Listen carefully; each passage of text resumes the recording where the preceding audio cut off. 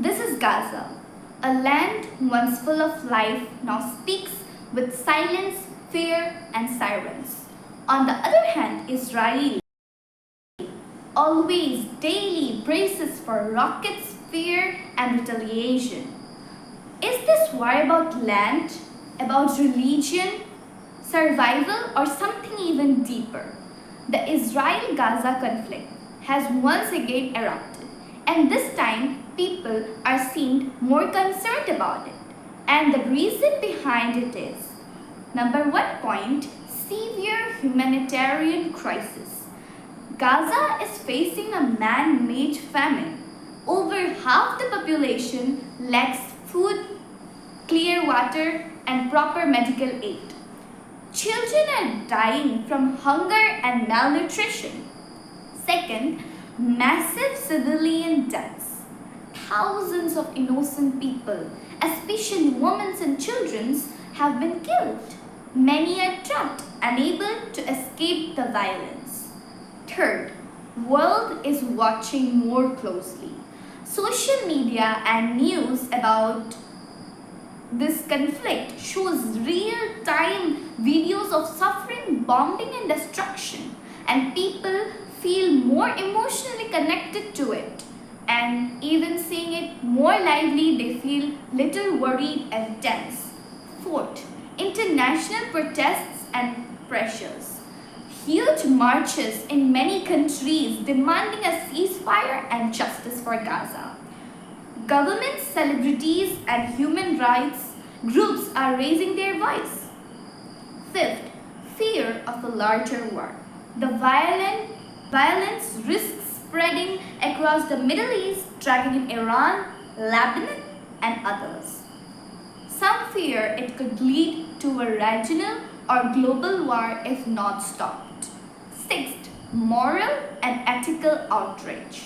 Many people believe civilians shouldn't be punished in this name of security. There's growing anger about double standards in how the world reacts to war, race, and religion. In short, the scale of suffering is too big to ignore, and the silence of the powerful is too loud to accept.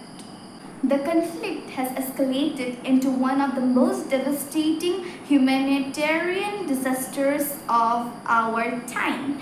Over 60,000 Palestinians have been killed. Most are civilians. Estimates suggest up to 64,000 traumatic injury deaths by mid-2024, and nearly two-thirds of Gaza's infrastructure was damaged or destroyed. Gaza has descended into famine, with hundreds dying from starvation or malnutrition, especially children. Aid is blocked or diverted, and most of the population faces emergency food security by late 2025. Israel continues to press forward with military operations and has backed local militias to weaken Hamas's control, further fragmenting Gaza's fractured society. Now I'm going to give you guys a little information about the situation right now in Israel and the situation right now in Gaza. So if we see in a little short form, in Gaza, starvation, disease, collapsed healthcare, widespread displacement and mass destruction. In Israel, rising public unrest, trauma over hostages, and a deepening moral and political crisis amid military escalation and international scrutiny. The conflict range on without a clear path to peace or relief. If we see a little brief description, we will find that Gaza is facing a severe humanitarian disaster. Almost 500,000 people are starving, with children dying daily from malnutrition and disease. Over 60,000 people have been killed, and the health system has nearly collapsed. Most homes, hospitals, and schools are destroyed, and clean water is nearly gone. Aid is barely reaching people due to blockades and ongoing airstrikes. Israel Israel is under pressure from its public to bring back hostages and stop the war.